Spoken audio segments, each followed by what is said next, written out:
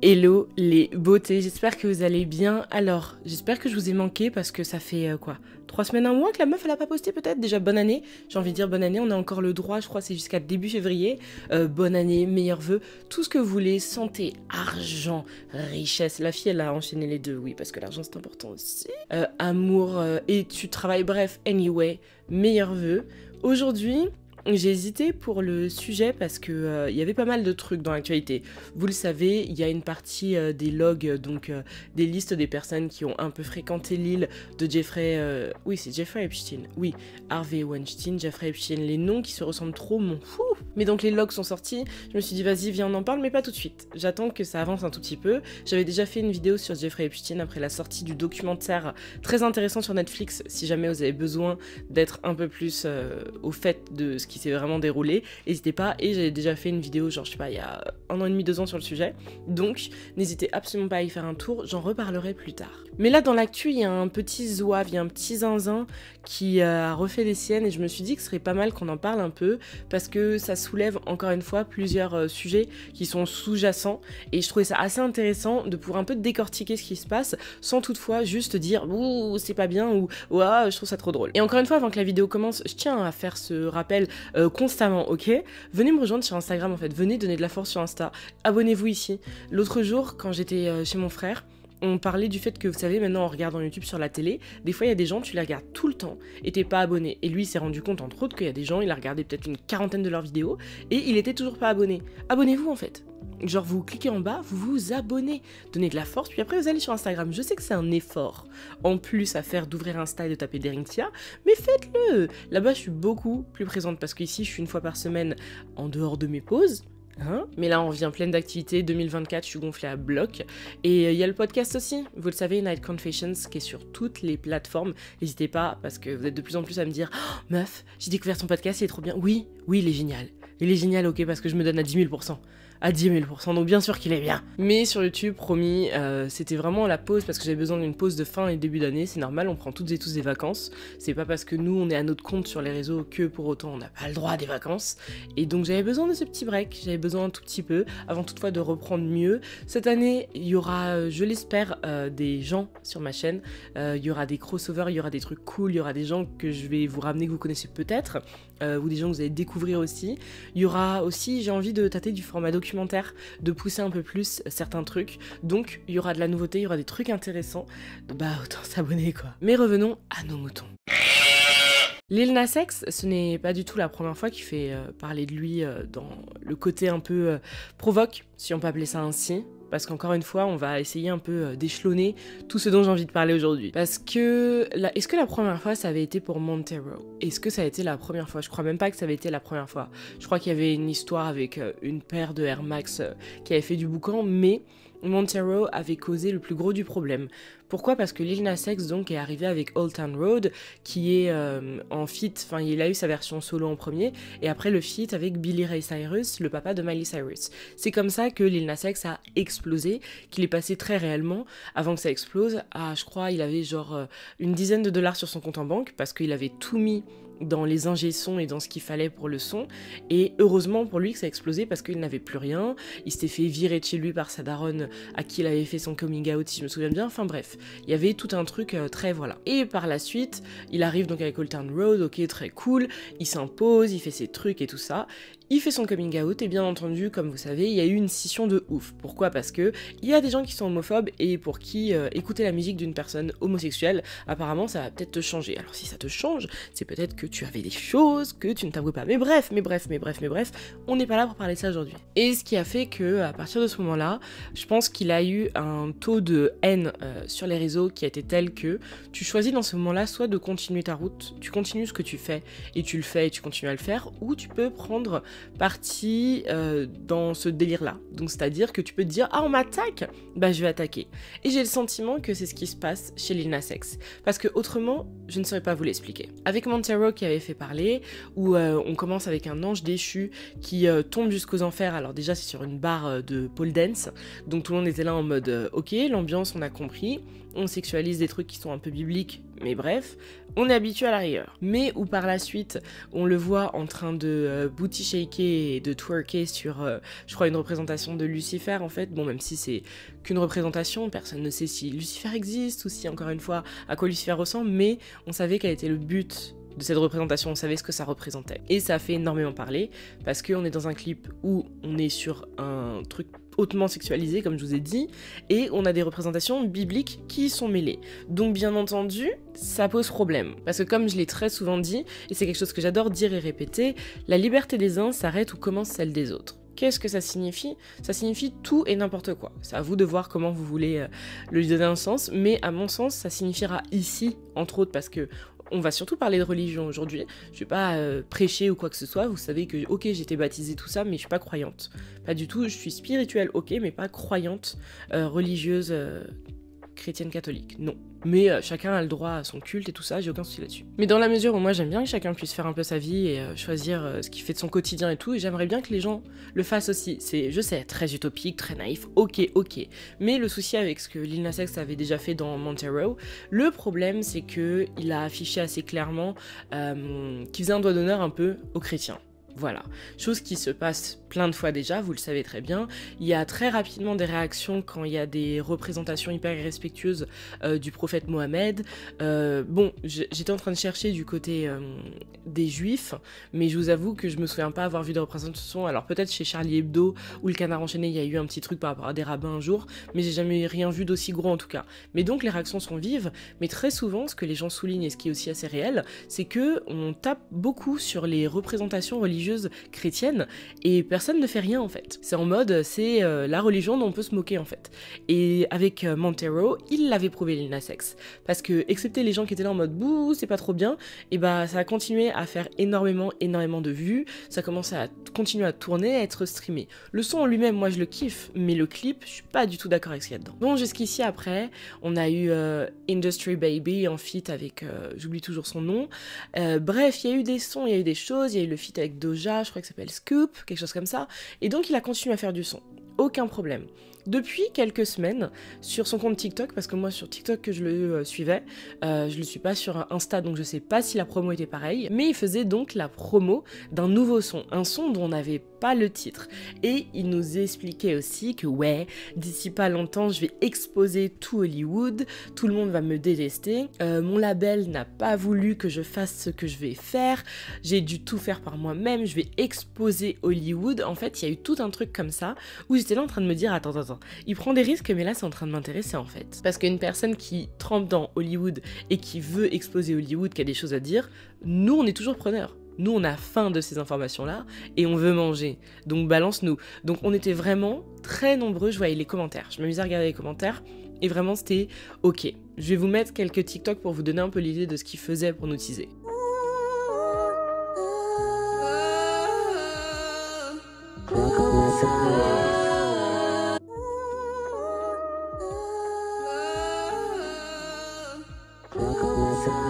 Mais ça ne s'est pas limité à ça parce que justement ce que j'ai beaucoup aimé avec la promo, je dis bien avec la promo, vu qu'on ne savait même pas le titre du son, c'est qu'il s'est amusé à faire un truc que j'ai trouvé hyper drôle. Alors encore une fois, je ne pense pas que les stars concernées étaient au courant et qu'elles ont validé, mais j'ai trouvé ça très drôle. En fait, avec 3-4 de ces danseurs, dans des lieux hyper random, un fast-food, des toilettes, enfin des trucs ultra random genre un parking, Lil Nas X il faisait genre, il croisait des superstars, Mariah Carey, Obama, Ice Spice, Kanye West. Je vais vous mettre quelques exemples des TikTok que ça donnait. Can you watch me and my friends do my new dance or our new song? It's okay. J'ai coupé le son parce que je veux mon argent. Je veux pas qu'ils prennent mon argent. Et donc, outre le fait de faire semblant de croiser ces personnes-là, il leur disait « Oui, est-ce que je peux te faire ma choré de mon dernier son et tu me dis si tu kiffes ?» ok, pas de soucis, ils ont pris des sosies, ils ont maquillé les gens, ils ont fait des trucs. Bon, pour Ice Spice, ça a été un peu poussé parce qu'il a quand même pris quelqu'un qui... ils ont grimé dans une dégaine un peu d'un sans-abri qui avait juste une perruque rousse. Pour Mariah Carey, Kanye West, Obama et tout ça, ils ont pris des personnes qui ressemblaient vraiment, ils les ont grimés, ok, et c'était positif. Mais là, pour Ice Spice, j'ai pas compris. Après, peut-être qu'ils sont en bif, I don't know. Mais toujours est-il que cette partie-là, je l'ai trouvée très drôle parce qu'ils nous promettaient d'exposer Hollywood et en plus, on a ce gimmick qui revenait et où on était mort de rire. Vraiment, on était mort de rire parce que c'était bien pensé. Enfin, Obama qui s'ambiance dans des toilettes avec Lil Nas X qui lui montre une choré avec 3-4 de ses danseurs, c'est rigolo, tu vois, c'est gentil. Mais donc le clip sort et le titre. Moi, c'est le titre que je suis allée voir en premier. Et le titre, c'est J. Christ. Ou J. Christ. Ce qui, je suis désolée, on n'est pas bête, c'est Jesus Christ. Et il suffit de cliquer sur play dans le clip pour comprendre de quoi on parle. Je vous mets un extrait. Parce que visuellement, quand vous voyez là tout ce que vous voyez, vous allez pas me dire on n'est pas du tout dans la religion, là aussi on n'est pas du tout dans la religion, ou là il n'y a pas de clin d'œil, là il n'y a pas de clin d'œil. Non, non, non, là n'est pas du tout le sujet. Pas du tout le sujet. Et encore une fois, certains vont dire liberté d'expression, je suis tout à fait d'accord, mais encore une fois, pour ça qu'on est là aujourd'hui, ça porte à débat. Ça porte à débat, pourquoi? Parce que tout le clip n'est que représentation biblique. On n'est que sur des clins d'œil de beaucoup de représentations bibliques.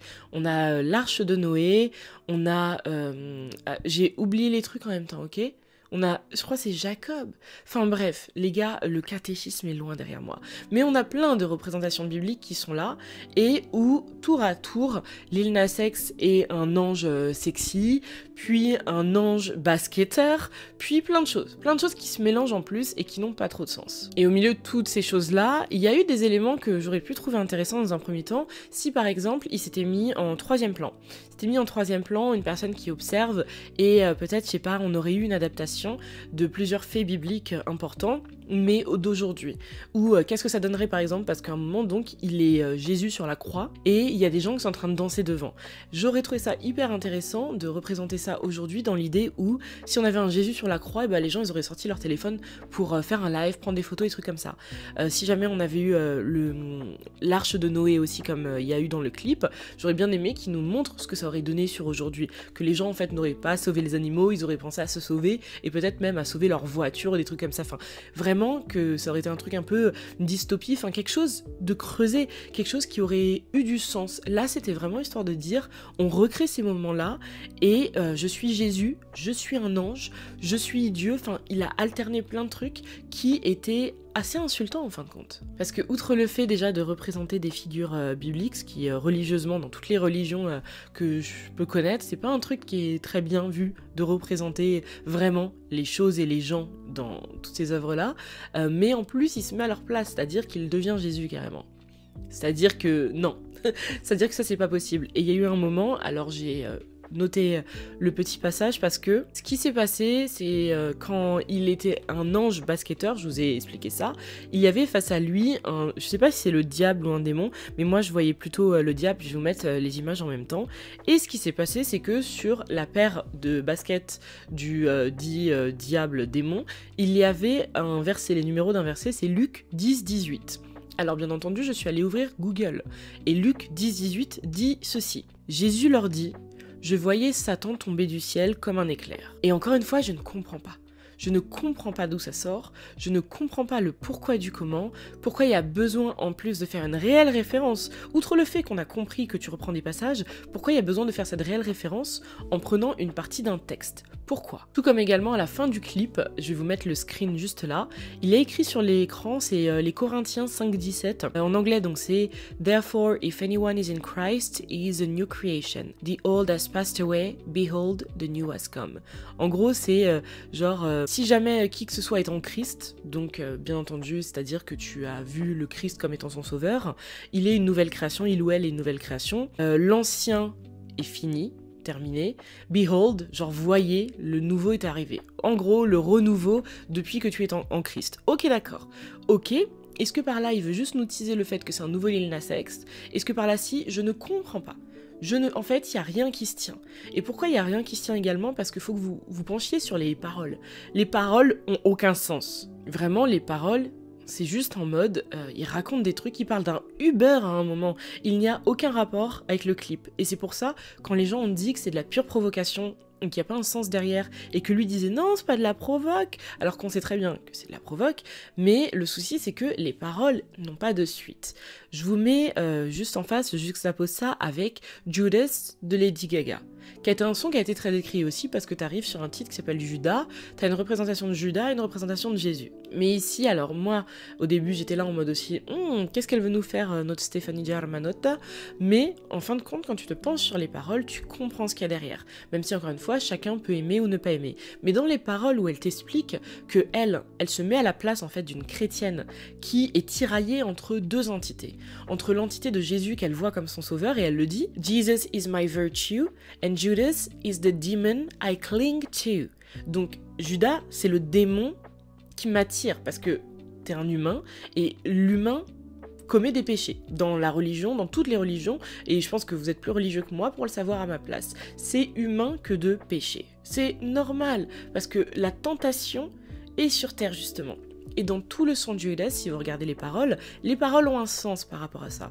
Tout comme la logique de Madonna qu'on a vue comme très provocative à l'époque, quand en plus, elle osait représenter un Jésus qui était noir. Mais Madonna, au-delà du fait que elle était très provocative, ça a été aussi Madonna, ça a été son truc, mais elle le faisait intelligemment. Et aussi, on va souligner qu'elle était en bif avec le pape et avec toute la religion chrétienne. Non, c'est très réel, elle était vraiment en bif avec le pape. Alors que ici, en fait, quand tu prends Lady Gaga et Judas, c'est vraiment l'exemple numéro 1 que je veux prendre, parce que pour moi on est sur de la représentation et là on est avec un texte qui colle avec ce qu'il y a dedans, et elle t'explique justement qu'elle est cette femme mortelle qui est tiraillée entre deux entités, une qui lui veut du bien et l'autre qui la traîne vraiment vers ses plus profonds vice, tout simplement. Alors que là, en fait, on a un Lil Nas X. Vraiment, j'ai envie de reprendre les paroles 2 secondes pour essayer de voir un tout petit peu le truc, parce que je vous jure que ça n'avait aucun sens. Hey, look, but look, we going all the way up, man, we going past what we been like. Ok, donc on dépasse ce qu'on a été, taking this shit back to the west side. Tu comprends pas pourquoi il te parle de west side alors qu'en fait, il y a que des trucs religieux devant toi. Bust down chain, that was 30 bands. Pourquoi il te parle d'argent? Pourquoi il parle d'argent? Enfin, en fait, il te parle de popping in the club, et t'es là en mode, pourquoi il y a des représentations religieuses? Je ne comprends pas. Il disait que l'an dernier, il a été très quiet, Manon. Il a été très silencieux, c'était une année très silencieuse, que maintenant il est dans une année Mariah Carey, vous avez bien deviné. Et donc t'es là en mode, je comprends pas, il dit on n'essaie plus de se cacher, mais ça veut rien dire par rapport au clip. Je veux dire que t'as un clip qui n'a pas énormément de sens par rapport à ce que tu chantes, ça peut arriver plein de fois, ça peut arriver énormément de fois, sauf que là, quand t'es sur quelque chose d'aussi concret et précis que les représentations religieuses qu'il a faites, et que derrière en fait t'as un texte qui justement n'a aucun rapport, mais vraiment aucun rapport, on ne peut pas dire autre chose que tu es dans de la pure provoque et tout ce que tu veux c'est de la réaction. Et on est sûr et certain, à un moment faut se poser, faut réfléchir, on est sûr et certain, il veut de la pure réaction. Et le souci c'est qu'en plus sur les réseaux, aller faire un tour sur son compte TikTok, c'est ce que tout le monde lui donne. Parce que quand vous commentez, j'ai vu bon nombre de chrétiens venir commenter que Dieu le pardonne, Jésus est roi, que des trucs comme ça. Ok, vous faites ce que vous voulez, après tout, je suis pas votre daronne. Mais quand vous venez commenter tout ça, tout ce que vous faites, c'est continuer à lui donner du clout. Pour quelle raison? Parce que vous travaillez son algorithme. Quand vous commentez, quand vous partagez à vos potes, vous copiez les liens et tout ça, ce sont des gouttes d'eau, puis des gouttes d'eau, puis des gouttes d'eau qui remplissent le vase, qui font que son algorithme tourne et que le son tourne. Le son est sorti hyper récemment, il a déjà 4 millions de vues. À une ère où on regarde un peu moins les clips qu'il y a peut-être 5-10 ans, il a 4 millions de vues déjà. Alors que c'est quasiment que des gens qui étaient là en mode « Oh my god ». Et tout ça parce que vous lui donnez énormément de clout en le détestant. Alors dans ce moment-là, quand vous vous rendez compte que c'est de la pure provoque, juste take a step back. Vous reculez, vous respirez, parce que en fin de compte, ça attaque pas votre foi. Genre ça attaque vos représentations religieuses, ok c'est sûr. On voit ça comme irrespectueux ou on le voit pas, chacun son chacun. Mais vous, votre foi, ça la change en rien en fait. C'est pas Lil Nas X qui va faire que vous croyez moins, je pense pas. Mais je trouve ça hyper dommage que maintenant peut-être, j'espère que ça va changer, mais qui voit sa survie musicale uniquement en passant par des trucs comme ça. Parce que la provoque est pour moi, dans notre ère musicale actuelle, la personne qui a été très très forte pour ça, c'était Lady Gaga. Parce qu'elle faisait jamais de la provoque irréfléchie. Judas par exemple, on était sur un truc très réfléchi. Paparazzi, on est encore une fois sur une provoque, un doigt d'honneur à ce qui se passe dans l'industrie d'Hollywood de manière très réfléchie. Sa robe de viande, c'était aussi, encore une fois, un truc contre les industriels. Enfin, il y avait toute une histoire derrière. On est sur des coups qui sont très réfléchis. Là, Lil Nas X, enfin, je comprends pas en fait. On dirait juste qu'on est sur un jeune à qui on a donné beaucoup trop d'argent, beaucoup trop d'exposition et qui sait pas trop quoi en faire. Alors que derrière, je trouve ça hyper dommage parce qu'il a du talent. Parce qu'il est fort dans les sons qu'il fait, parce que dans les feats qu'il fait, il est bon, et parce qu'il est très captivant et tout ça. Et c'est hyper dommage de prendre ce virage-là, parce que après ce virage-là, c'est soit il disparaît pendant genre 2 ans, on n'entend pas parler de lui, et il revient avec purement du son hyper beau, hyper cool, avec une tendance très pop, R&B, tout ça, ou bien il continue que là-dedans et on finit par l'oublier. Et c'est ça le gros du problème, c'est que j'ai peur qu'il va s'enfoncer là-dedans. Parce que je sens que ça va être ça. Pour l'instant, toute la promo autour de Jay Christ, c'est que ça, où il est là en train de poster TikTok et de dire « Mais non, mais vous dites que je suis un sataniste alors que je suis en train de dunker sur le diable. » C'est pas drôle. C'est pas drôle. Ça aurait pu être drôle à une époque, mais là, c'est pas drôle. Mais toujours est-il que je vois pas de raison, je vois pas de fondement, et surtout qu'il y a rien derrière. Il y a rien derrière, c'est très creux. C'est vraiment de la provoque pour de la provoque. Et la provoque pour la pure provoque, je trouve ça très nul. La provoque pour faire passer un message, si le message mérite d'avoir cette provoque, je suis toujours là pour dire « Ok ». Mais là, par contre, je ne comprends pas. Je ne comprends vraiment pas, ça n'a pas de sens. Mais voilà les BG, voilà pour moi aujourd'hui sur le mini procès de Lil Nas X. N'hésitez pas à dire ce que vous en pensez en commentaire, à rester très respectueuse. Rien ne sera toléré, que ce soit dans l'homophobie ou dans l'anti-religion. Le but, c'est pas du tout ça. Le but, c'est vraiment de pouvoir discuter et débattre autour du clip et de toutes ces choses-là. Et c'est tout, voilà. Et si la vidéo vous a plu, encore une fois, on like, on s'abonne, blablabla. Pas besoin de vous dire quoi faire, je pense que vous le savez. Mais ce que vous savez pas, c'est de venir sur Instagram. Non mais venez juste, venez. Et demain écoutez aussi le nouvel épisode du podcast. Voilà, tous les lundis et tous les jeudis, elle est là dans Night Confessions. Tout simplement. Moi je fais de gros bisous les BG et on se dit à très bientôt. Peace guys.